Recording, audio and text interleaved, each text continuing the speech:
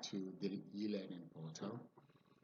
This video is the second of session 4, and we will start with real gauges. Real gauges. There are typically 3 ways of describing real gauges. Real gauges may be described as narrow, normal, or wide. Now, the standard of measurement of real gauge is in millimeters. They used to be measured in the imperial system, feet and inches, but these days, quite often we describe them in the metric system, which is in millimeters. And there are variations. If the gauge size is less than or up to 1435 millimeters, such a gauge may be described as a narrow gauge. If the gauge is equal to 1435, it's considered a normal gauge.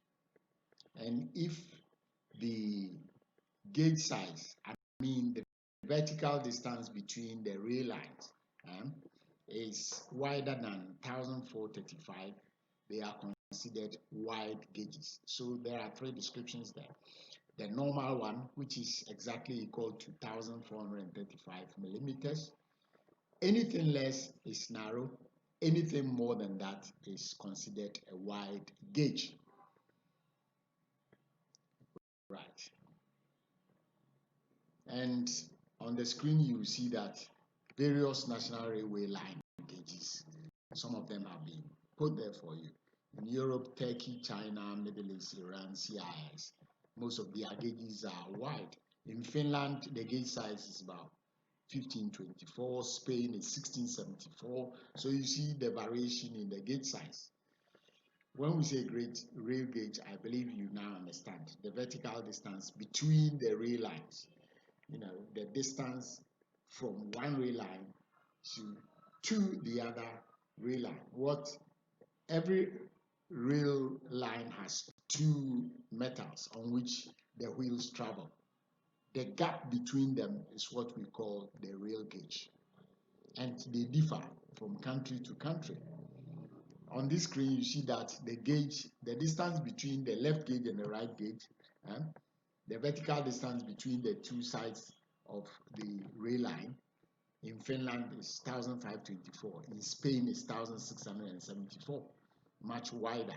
And in Portugal, India, Pakistan, and Bangladesh, they are much, much wider, and it is 1676. The picture on this slide, exemplifies what I'm trying to describe here. The 3 systems of track gauge or rail gauge. When you go to some parts of Europe where aqueduct and these bridges on the far left, which were built by Romans to carry water, many of these structures have been converted into rail lines, and because they are narrow, only narrow gauges can fit onto them. When you come to Western Europe, the gauges are quite normal, 1534. And when you go to Far East, Central, and the Eastern Europe, Portugal, as well as the other countries, Finland and whatnot, the Scandinavian countries, they use very wide gauge because they use trains, extensively, and their trains carry a lot of heavy cargo, fluids, petroleum products, and all that. Fluids are very, very heavy. So this is to just give you a pictorial form of the 3 types of gauges available: normal, narrow, and wide gauge. They are just descriptions. Now, loading gauge. What is a loading gauge? The physical dimensions of a train and its loads are governed by a series of height and weight profile. And this series of height and weight profile is what is referred to as loading gauge. Loading gauges are applied in giving routes to ensure that the train does not collide with the land side or the overline. By line side, I'm referring to tunnels through which the structure built to hold tunnels together for trains to pass through.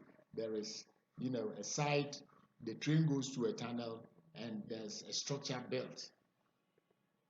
In order for the train to go through the structure which is fixed and cannot move, a train would have to be within certain width so that the train does not collide into the sides of the tunnel.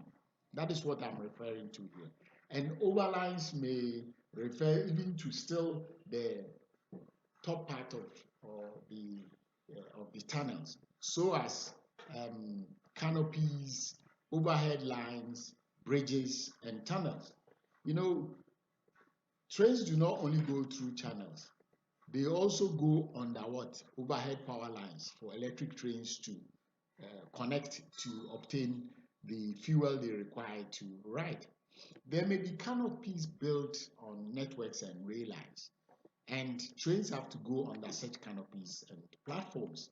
So the train cannot be higher than the canopy.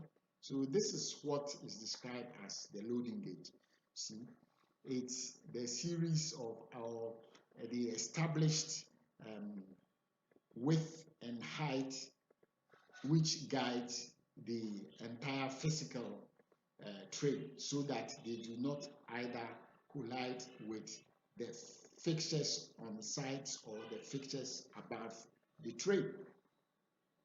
The power lines overhead which electric trains would require to pick power from, they are fixed, so you cannot adjust them when you bring different types of trains. So the train will have to fit the height in order not to damage the overhead lines.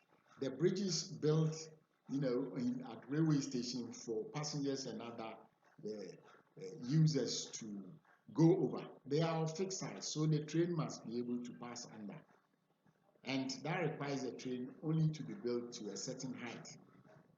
So that is the nature, and that is what loading gauge is for.